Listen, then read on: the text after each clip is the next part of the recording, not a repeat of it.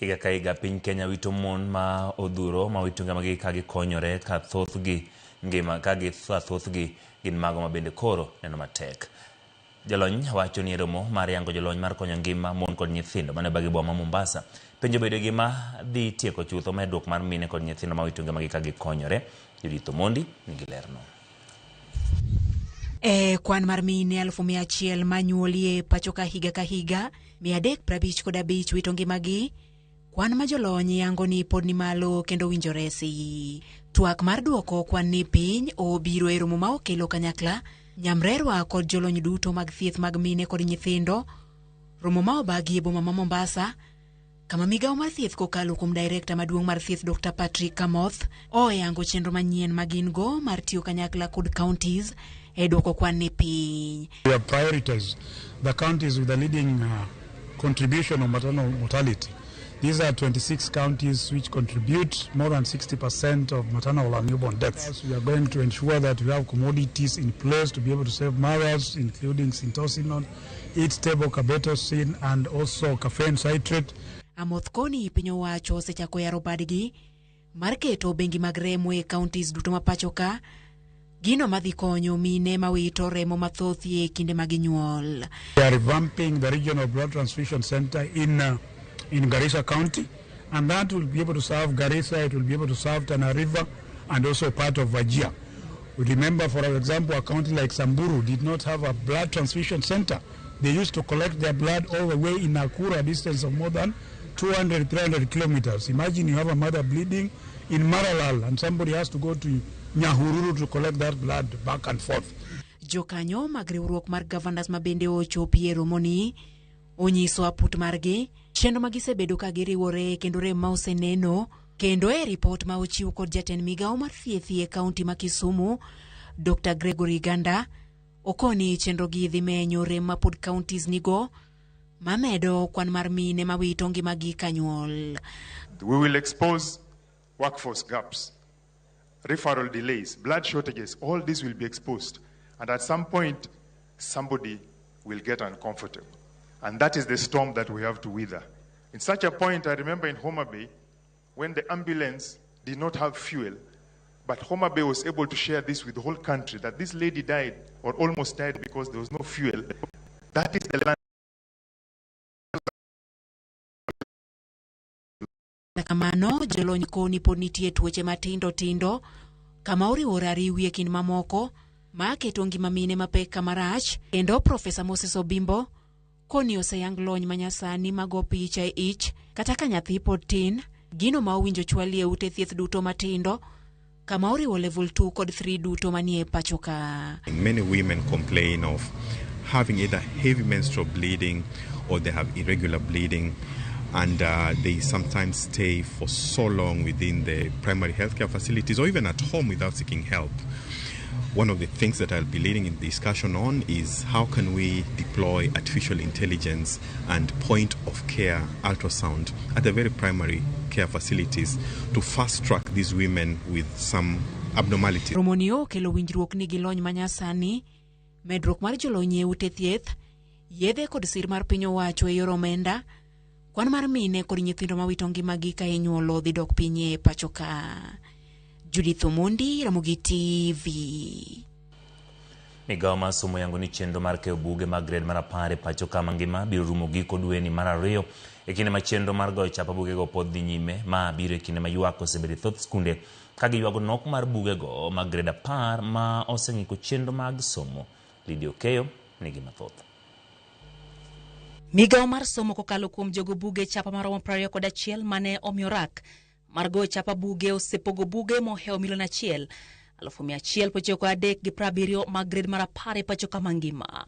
Ma en atamalo 71 mar buge duto manochan pogi e pacho ka chakre tarik 13 dwe mar 2 higani. Kembe mago bugo chapa gin ka Kenya Literature Bureau KLB, Oxford University Press East Africa, East African Educational Publishers EAEP, Longhorn Publishers, Story Moja Publishers kod moko. Chenro mar keyo bugego e pacho kama ngima nochakore ayanga dwe mar achiel higani kotelo gi jatend migawo mar somo Julius Migoso Gamba kanyaka sani chenro ni pod dhi mbele counties bura ma pacho kae. Migawo mar somo osingo ni buge ma odong' ibipogi kanyakla gi gisomo mag grade mar 10 chop giko mar dwe mar 2 higani. Nyaka sani buge ma osego chapa romo milion 11 142 230 kuom milion 11 867 mane dwarore. Kama en 93.89 kuom bugego. Buge milion 8 355 osepogi e skunde, kama en 70.41. Skunde manie kaunti ma Nairobi ema oseke buge mathoth mogik ka 86.71 mag buge mano winjo ternegi oseter. Iluwe gi masawa mar piny Kenya man kod 80.18. Imbo mar piny Kenya luwe gi 79.77. Gwenge ma Nyanza 75.4. Homa Okak 67.46. Ugwe mar Kenya 64.4. Kaka dhoad nam chumbi en 60.25. Kaeto nyandwat ma ugwe mar piny Kenya ni kod 48.57.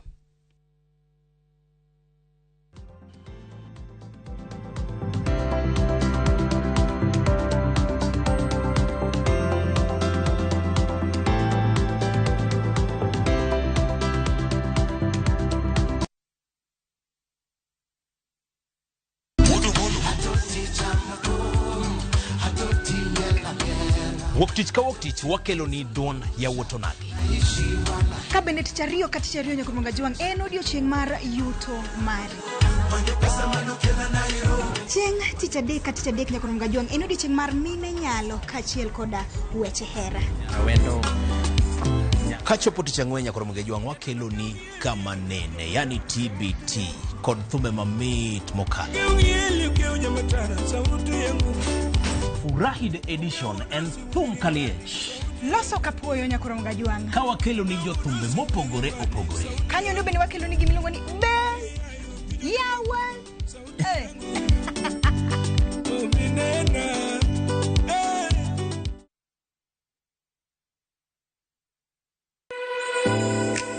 Chiemo oken mana gima wachamo kende, en sigana. Tim mapile, nyasi mar nyiso ni wan ng'agini. Mit chiemo en ang'o? Kitungu. Ber mar chiemo mar fry en ka kitungu nene. Wanono kido mag tedo e alwora waduto. Wafwenyo yore mag tedo mopondo, timbe anyuola, koda hera mamiyo kit chiemo mora mora bedo gi ngima. Chiemo chamo ga. Koro nyaka bedo gi moro ma wang' nyalo kelo miloma mar chak. Ma oken mana tedo kende, en kit ngima mar oganda michiwo e mesa. Tedo gi chiemo kod jailieta tich adek saa 2 okinyi, kik bai.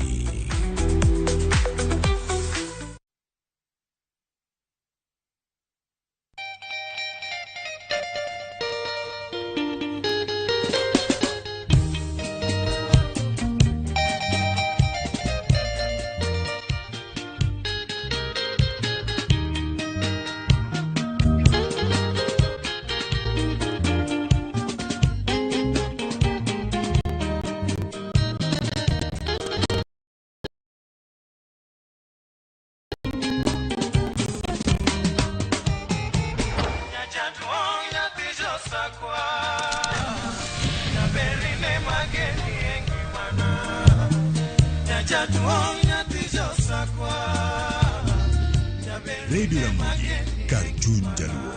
Radio Ramogi.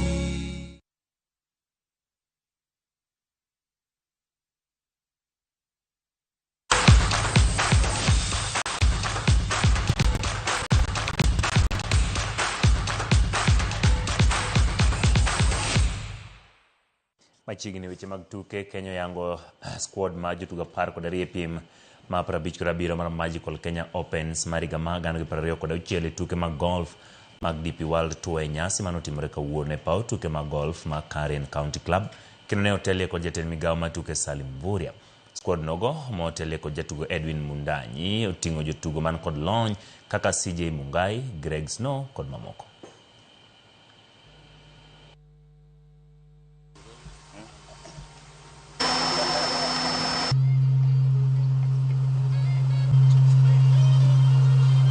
These 29 countries will not only participate, but that will be an opportunity to also show them.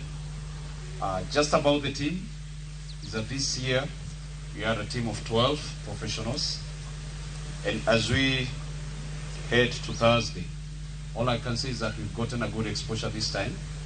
The preparation has been intense. As the professionals, through the Equator Tour, we've had about 8 events.